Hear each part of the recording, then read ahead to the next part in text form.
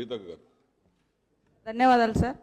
రాష్ట్రంలో మొన్న కురిసినటువంటి వర్షాలతో ములుగు నియోజకవర్గంలో దాదాపుగా 15 మంది చనిపోయారు సార్. కానీ రాష్ట్ర ప్రభుత్వం దగ్గర ఎంత లెక్కున్నదో తెలియదు. కొండాయి అనేటువంటి గ్రామంలో 7 ముస్లిమ్స్, ఒక ఆదివాసీ కుటుంబం. అదేవిధంగా లక్ష్మీదేవిపేటలో పట్టినటువంటి ఏదైతే వర్షపాతం ఉందో అక్కడ ఒక దళిత కుటుంబం 3 కొట్టుకుపోయారు. ఇంకా బాడీస్ కూడా దొరకనటువంటి పరిస్థితి సార్. గోవిందరాపేట మండలం ప్రాజెక్ట్ నగర్లో కూడా ఒక ముస్లిం ఫ్యామిలీ, టోటల్గా 10 ముస్లిమ్స్ చనిపోయారు, 2 ఆదివాసులు, ఒక దళిత కుటుంబం. వాళ్ళు వరదలలో కొట్టుకుపోయి చనిపోయారు. కట్టుబట్టలతో మిగిలిన వాళ్ళు ఉన్నారు. వాళ్ళ జీవనం ఎట్లా జరగాలి, తక్షణ సాయం ఇంతవరకు అందనటువంటి పరిస్థితి. అదే కాకుండా సార్, ఇంకా మాకు మొత్తం జంపన్న వాగెంబటి ఈ వరద ఉధృతికి దాదాపుగా 14-15 గ్రామాలు అటు ఇటు మొత్తం పొలాలు మొత్తం కొట్టుకపోయినాయి. అంటే పొలాలు కాకుండా అవి ఇసుక మేటలు పెట్టడంతో పాటు మొత్తం రాళ్ళు తేలినటువంటి పరిస్థితి. వాటిని ఎట్లా చదును చేసుకోవాలి, రైతులకు ఒక భరోసా ఇవ్వండి. అదేవిధంగా గొర్రెలు బర్రెలు అన్నీ కూడా పోయినాయి. తర్వాత చిన్న స్మాల్ వెండర్స్ ఎవరైతే ఉన్నారో ఆడ మేడారం జాతర దగ్గర వ్యాపారస్తులు కూడా, ఆ రోడెంబటి చాలా దుకాణాలు ఉంటాయి, వాళ్ళందరూ కూడా సర్వస్వం కోల్పోవడం జరిగింది. కాబట్టి దయచేసి నేను రాజకీయాలు ఏం మాట్లాడడం లేదు. అదేవిధంగా పశు సంపద కానీ, పంట నష్టం కానీ, మనుషులు చనిపోయిన వాళ్ళు కానీ, ఇండ్లు పోయిన వాళ్ళది కానీ తక్షణంగా మీరు ప్రకటిస్తారని మేము ఎంతో ఆవేదనతో, ఆశతో ప్రజలు ఎదురు చూస్తూ ఉన్నారు.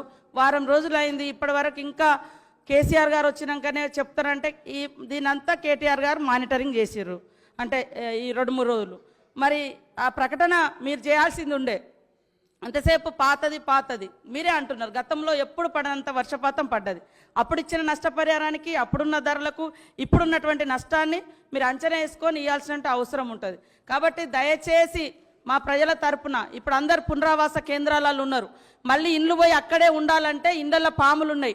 ఆల్రెడీ 2-3 కుట్టినాయి కూడా పాములు, తేళ్లు, వాగులు, వంకరలు వచ్చినాయి. వాళ్ళని లోతట్టు ప్రాంతాలకు తరలించాల్సిన లోతట్టు ప్రాంతాల నుంచి ఎత్తైన ప్రాంతాలకు కూడా తరలించాల్సిన అవసరం కూడా ఉంది.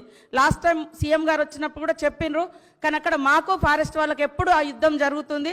దయచేసి ఒక స్పష్టత కలెక్టర్లకు, ఒక జీవోను ఏదైతే ముంపు ప్రాంతాల వాళ్ళు గోదావరి కావచ్చు, జంపన్న వాగు కావచ్చు ఉన్నారో ఈ ప్రాంతాల వారికి ఒక స్పెషల్ ప్యాకేజ్ కింద ఇండ్ల స్థలాలు, వాటితో పాటు ఇండ్ల నిర్మాణానికి ఒక స్పెషల్ జీవో ఇస్తారా, ఆర్డర్ ఇస్తారా, ఎట్లా చేస్తారా అదొకటి సార్.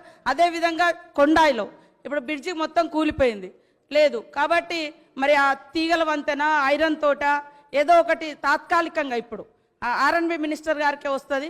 అక్కడ కూడా రోడ్ శాంక్షన్ ఉంది, కానీ ఫారెస్ట్ వాళ్ళు 5 ఏళ్ళ నుంచి చేయనీయట్లేదు. అదేవిధంగా ఎలిశెట్టిపల్లె సార్, ఆ ఊరు కూడా ఊరు చుట్టూ వరదలు వస్తే మాకు కంపల్సరీ హెలికాప్టర్ కావాల్సిందే. మీరు ముందే రెడ్ అలర్ట్ ప్రకటించారు. వర్షపాతం ఎంత నమోదైందో మాకు తెలియదు, మీకు తెలుసు.